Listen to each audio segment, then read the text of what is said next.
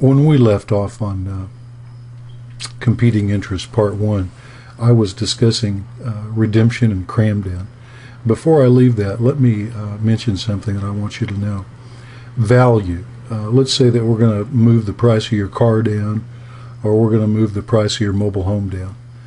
There's other assets that we can use for redemption and cram down, but cars and mobile homes are the most frequent, I suppose. What's the car worth? Well, the bankruptcy code itself, the statute, says that we're supposed to use fair market value.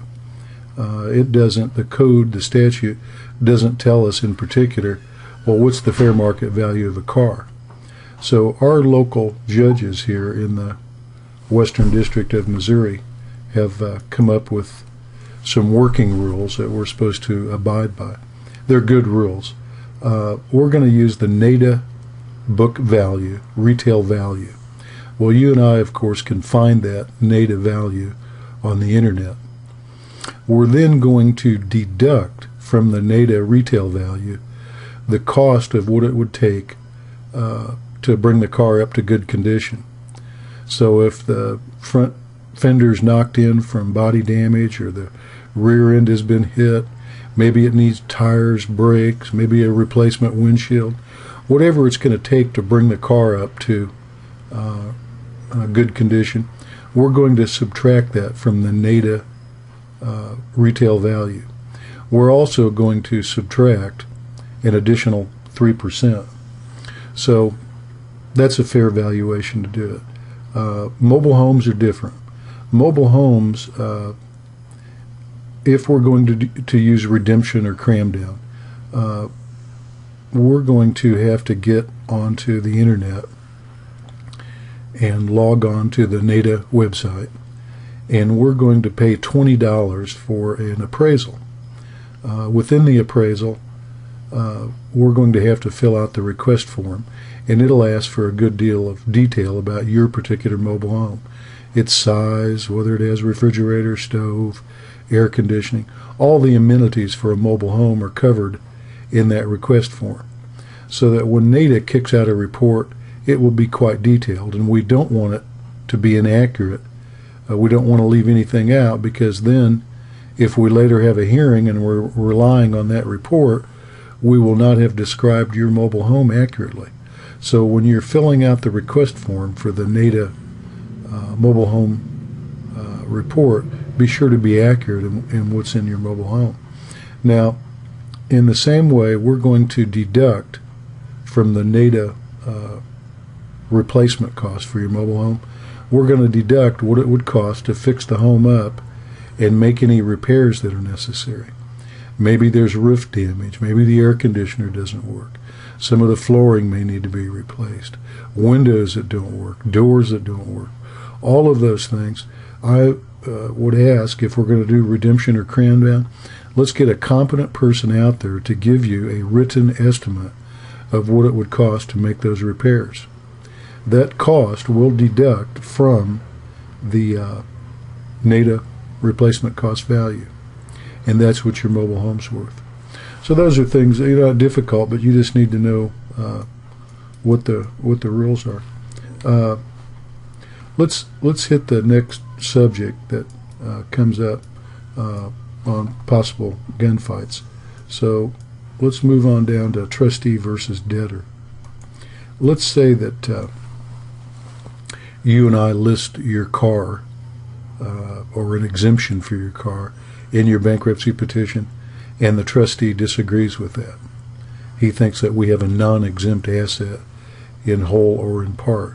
Well, that dispute between us and the trustee, either the trustee or myself, we're going to file a motion with the bankruptcy court, and the judge will decide that dispute. I can't tell the trustee what to do, and in like manner, the trustee can't tell us what to do.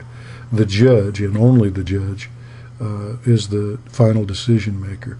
So when you're looking at these graphics to kind of help you understand that referee is the judge. Now, let's go on to the next one, and that's probably a subject that is more confusing or surprising to most people than they would have otherwise expected. Let's say that you and I put down in the bankruptcy petition that you have a residence and it has a mortgage on the residence. Well, the bankruptcy trustee is not going to accept our representation that that mortgage is good. The trustee is going to want to see a copy of the mortgage. Now, here in Missouri, of course, we call it a mortgage, but it's actually a deed of trust. When that deed of trust was filed at the courthouse, the recorder of deeds would have stamped on each of its pages the date that it was filed and the book and page where it could be found. Now, let's assume that your lender, your mortgage lender, filed your deed of trust in the wrong county. Well, he's no longer a secured creditor if he made that mistake. He will join the unsecured creditors. You won't lose the house, but the payments that you make will go to your unsecured creditors pro rata rather than to that company that thought they were the secured lender. Let's say that your mortgage lender filed it in the right courthouse, but they've got the wrong legal description for your property. Same rule, they're going to become an unsecured creditor.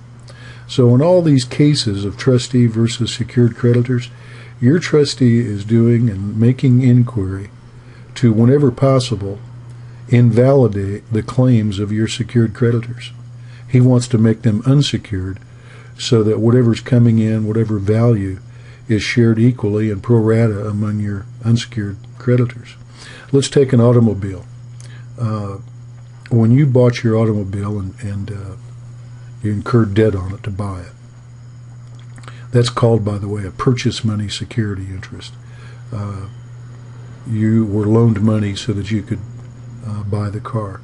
Well, your lender would have had you sign what's known as a security agreement. And that security agreement essentially says, well, if I don't make the payments, you have the right to pick the car up. Well, after you sign that security agreement under Missouri law, your lender, your auto lender, has 20 days within which to file what's called a UCC1 financing statement. So they file that with the Missouri Secretary of State. Well, let's say your auto lender got busy, or they were short of help, or they just screwed up, and they didn't file the UCC1 until 21 days after you signed the agreements. Well, they're no longer a secured creditor. The trustee is going to file a motion and have their security interest invalidated. You'll continue to pay on the car, but the money will be paid pro rata to your unsecured creditors. Financing statements are good for 5 years. If they're going to be renewed, they have to be renewed during the 5-year period. So let's assume that your auto lender gave you a 6-year loan, and he waited 5 years and 1 day to renew the financing statement. Well, he's no longer a secured creditor. There are all kinds of mistakes that lenders make. Mobile home loans, the same way. When you sign that security agreement, your mobile home lender has 20 days within which to file a UCC1. And if they waited 21 days, they're going to be made an unsecured creditor. So there's all kinds of gunfights that take place between the trustee and secured creditors. In most instances, it's not going to have any impact on you, but if you're monitoring your bankruptcy petition, you'll see that those disputes are being voiced and resolved within your bankruptcy proceeding.